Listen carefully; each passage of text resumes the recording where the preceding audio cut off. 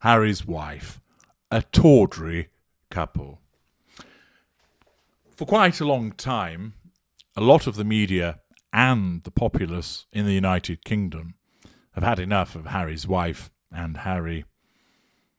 Once they supported him, the Playboy Prince, but his continued behaviour of being led by the nose and by the pecker by his wife has caused people to find that he's a traitor, that they have had enough of him. And after welcoming her in the first instance, and there's plenty of evidence of that existing, despite what she has lied about, her continued behaviour and her attacks upon a much-loved monarch and an institution as a monarchy and the British people as a whole has resulted in people deciding that they don't like her any longer. Furthermore, many people have just become fed up of the incessant whinging and victim mentality that the two exhibit. It's now become the situation in the United States that the media there has started to tire of them, that many people are seeing through them, that they are seeing that she is a narcissist, that they're tired of the victim mentality that the two have been churning out. They're fed up of the hypocrisies that have been exhibited, the claims for privacy, and then doing nothing of the sort. This time, we see that it's the National Post that picks up the mantle in North America for the purposes of slamming them. An article by Michael Higgins states, Harry and Harry's wife, a tawdry couple fueled by hate and a need for publicity. They may hate the royal institution and the people within it, but it is that hate which is making them money. And of course, that's precisely the point. They're groaning and moaning and grumbling and gritching about the royal family, lashing out at them, and then monetizing that with Spare, with Archetypes, with the Netflix docu-series, is once again engaging in the very behaviour that Harry's wife and Harry, as supposed defenders of the truth and information and tackling misinformation and their blind acolytes, bang on about. It's the case, of course, that Lieutenant Boozy regularly claims that many people are monetising hate towards Harry's wife and therefore lambasts them for doing so. Of course, Mr. Boozy has a very loose relationship with the concept of hate in terms of identifying it in other people whilst doling out plenty of it himself. Of course, he's another hypocrite. He, of course, throws hate at the Cambridges at the royal family, and of course at certain people that express views about Harry and Harry's wife, but he deems that it's appropriate for him to do so, like many of those in the Sussex squad, because he sees himself from a righteous position. He lambasts those for monetising hate when he does exactly the same thing.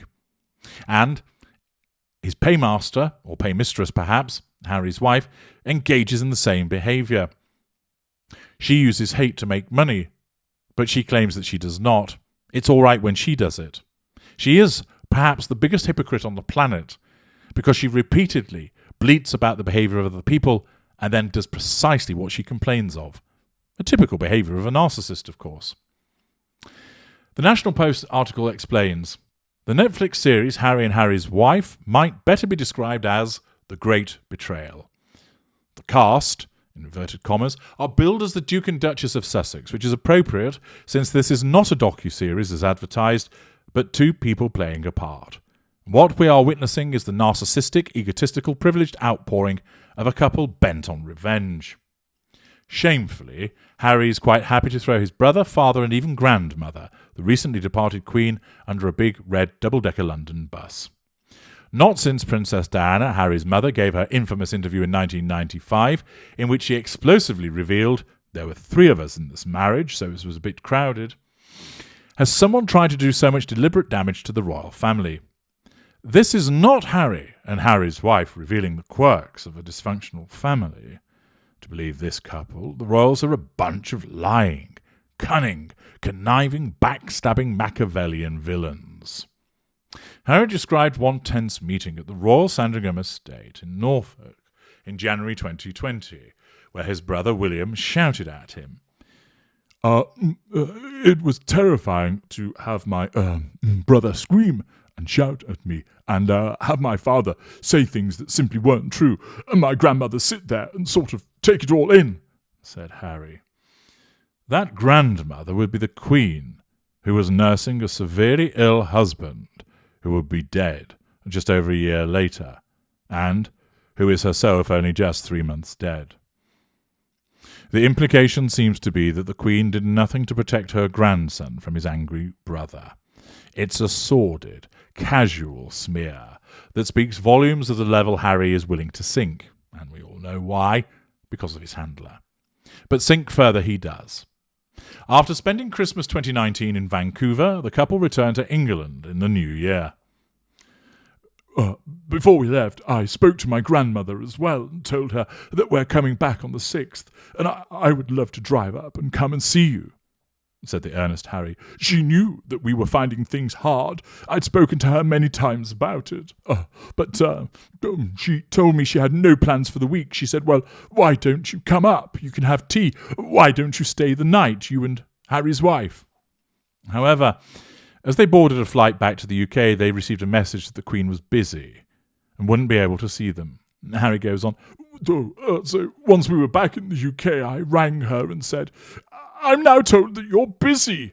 She goes, 'Yes, I didn't know that I was busy. I've been told that I'm busy.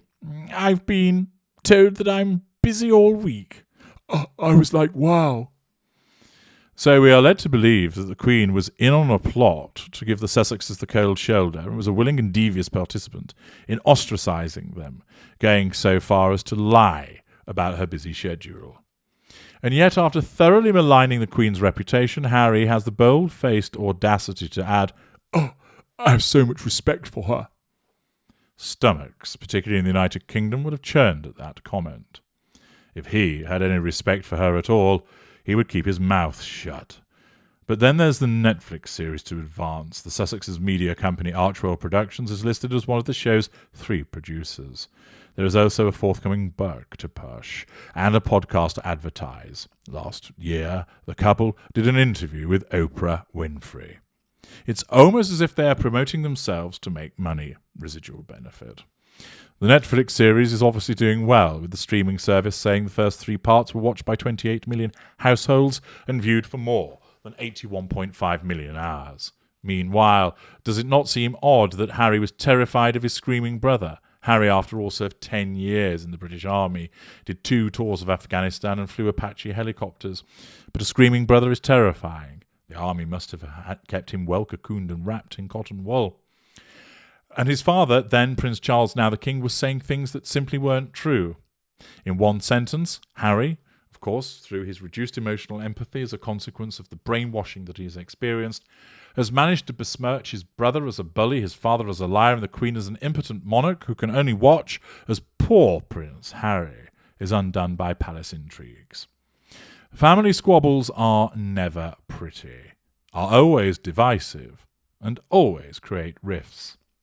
Harry and Harry's wife have decided to make public that which was best kept within a family. However, their relentless desire to blacken the royal family and the monarchy does them no credit. In the telling of their tale, they are revealed as lacking integrity and honour. There's a bitter angriness that drips from their lips. They may hate the royal institution and the people within it, but it is that hate which is making them money, and that's a lousy way to get rich. In the end, Harry and Harry's wife come across as sad, but worse, as so very, very tawdry. I'm H.G. Tudor. Thank you for listening.